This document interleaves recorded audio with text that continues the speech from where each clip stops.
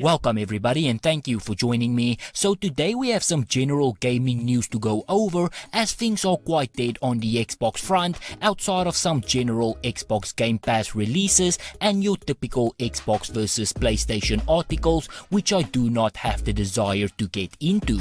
Today I want to talk about Final Fantasy VII Remake on the PC, as it has been described by many as one of the worst AAA PC ports in a long time. Now I am sure that that is quite a bit of an exaggeration, just by the simple fact of how many games have been released in a completely broken state lately, but that should not take away from the fact that this port does come with a lot of issues. Now the issues referred to here is not even game-breaking bugs, but rather a lack of features and optimization options usually present in any PC game. Features that you can even find on the PlayStation 4 version, but for some reason was admitted with this port. Now as a person who does not own a PlayStation and love Final Fantasy, I have been looking forward and waiting for this game for a while now. Originally the game was supposed to only be exclusive to PlayStation for a year, but unfortunately it was extended, and with that the wait for Xbox and PC gamers also grew. By this point I am sure that no one is surprised anymore that ports is almost always broken in some way or another,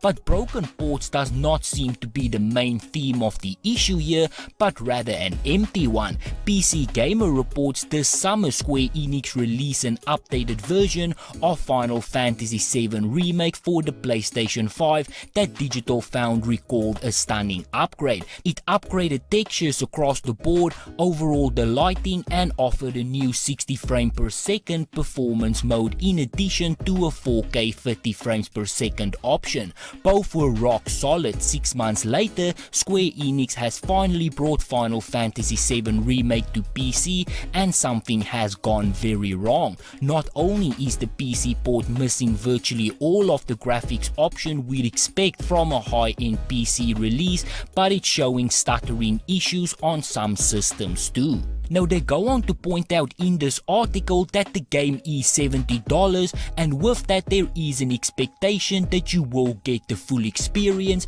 which unfortunately is not the case here. Although there is currently no game-breaking bugs reported, there are other things missing. There is no variable rate option, no way to tweak anti-aliasing, toggle VSync or control effects like blur motion. The port also doesn't let you control resolution scaling, which is now a common option for balancing image quality and performance. Now honestly I have no clue why they would admit things like this.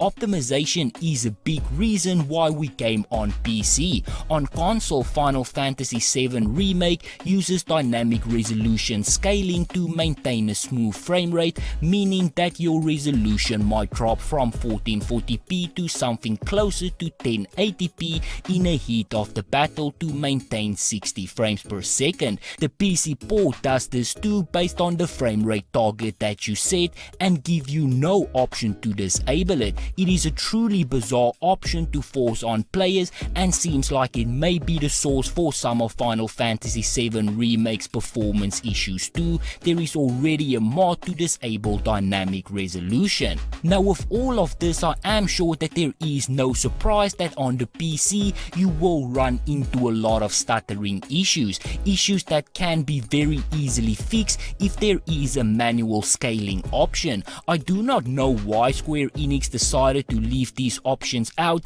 It might be that they just did not have enough time with this port and decided to leave it out, or some other reasons that makes even much less sense, but I do hope that they update the game and include these things, as it should have been there from the beginning. You cannot charge $70 for a port and then leave players with frame pacing issues that cannot be changed, and this is something that PC Gamer also points out in their article. This would be disappointing for any game, but Square Enix has absolutely no excuse here. They are selling Final Fantasy VII Remake for a premium $70 on PC, and that price is even steeper in other regions. €80 works out to almost $90 USD for example, and Square Enix has had since April 2020 when Final Fantasy VII Remake first launched on the PlayStation 4 to work on the PC version and implement at least the basic expected graphic options. 6 months after Death Stranding hit consoles,